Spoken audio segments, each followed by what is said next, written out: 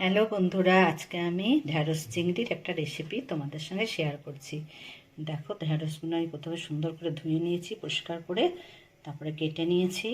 এখানে রসুন নিয়েছি প্রায় 10-12 কোয়া, 4টে কাঁচা লঙ্কা, 3টে পেঁয়াজ কুচিয়ে নিয়েছি, 4টে আলু লম্বা লম্বা করে কেটে নিয়েছি, ধনে পাতা রেখেছি, আর রেখেছি একটা টমেটো। এখানে চিংড়ি মাছটা আমি হালকা ভেজে রেখেছি। ফোড়নের জন্য রাঁধুনি আর হলুদ নিয়েছি, লঙ্কা গুঁড়ো নিয়েছি।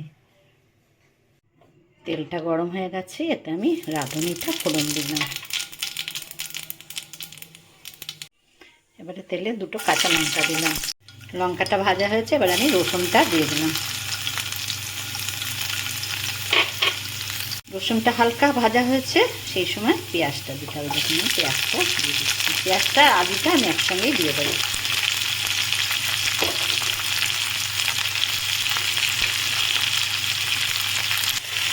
পেঁয়াজটা আলুটা একসঙ্গেই দিয়ে দিয়েছি। এবার এটাকে একটুক্ষণ ভাজবো।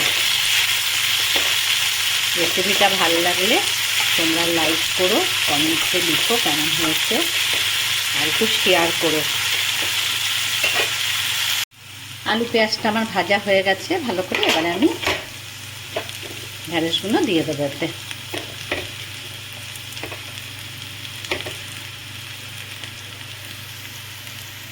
আমি যে মশলাটা নিয়েছিলাম, লঙ্কা গুঁড়ো, হলুদ গুঁড়ো, আর আমি এখানে 1 চামচ জিরে গুঁড়োও নিয়েছি। এটা আমি জল দিয়ে গুলে নেব।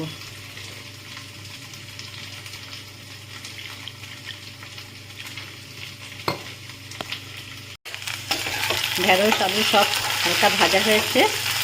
এবারে আমি গোলা মশলাটা দিয়ে দেবো। তাহলে আর আলাদা করে জল দিতে হবে না, পরে দিতে হবে, কিন্তু কষানোর সময় এতেই হয়ে যাবে। এটা একটু ধুয়ে আবার জল দিতে, জলের সঙ্গে মশলাটা গুলে দিলে ভালো, মশলাটার বেশ গোলাটা হয়ে যায়, তো ভালো হয়।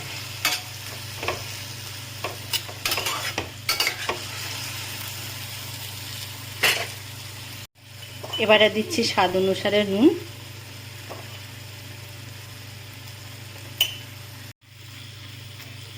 কিছুক্ষণ একটু কষিয়ে নেব। বেল আইকনটা প্রেস করলে তোমরা আমার সমস্ত ভিডিও দেখতে পাবে। একটা টমেটো আমি কেটে রেখেছিলাম, সেটা দিয়েছি। কিছুক্ষণের জন্য একটু ঢাকা দিয়ে রাখলাম। কষানো হয়ে গেছে, এবারে আমি অল্প জল দিচ্ছি, বেশি জল দেবো না, এটা মাখা মাখা হবে। তোমরা যারা আমার নতুন বন্ধু, এখনও চ্যানেলটাকে সাবস্ক্রাইব করোনি, অবশ্যই করে নিও।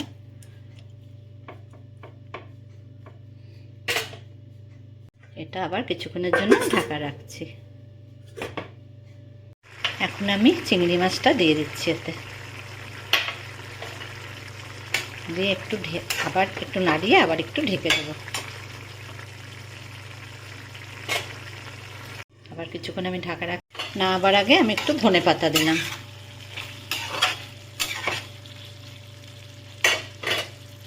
কেমন লাগলো ঢ্যাঁড়স চিংড়ির এই রেসিপিটা কমেন্টে আমাকে জানিও।